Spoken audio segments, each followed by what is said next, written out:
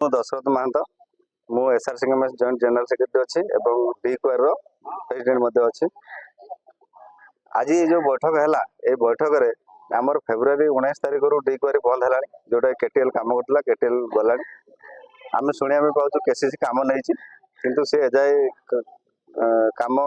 आम पाखक आसी ना कि आम भी जानू कौन वाक से पाई न पाई आम ओएमसी को दी थर लिखिकी देलु 3 थर बैठक भी है जे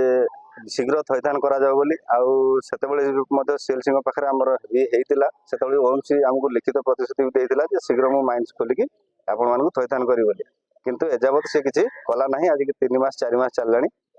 तेणु आम आज बैठक में निष्पत्ति नेलु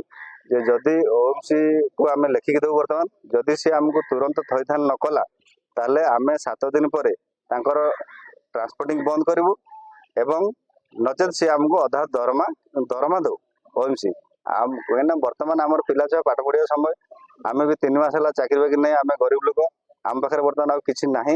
जानी आम बर्तमान तलीतलांत हो गलु तेणु आम दाना पानी कथा तेणु आम जेल जाऊ कि हणा खाऊ माड़ खाऊ कि जहाँ हो परिस्थितिर सम्मुखीन आम करने प्रस्तुत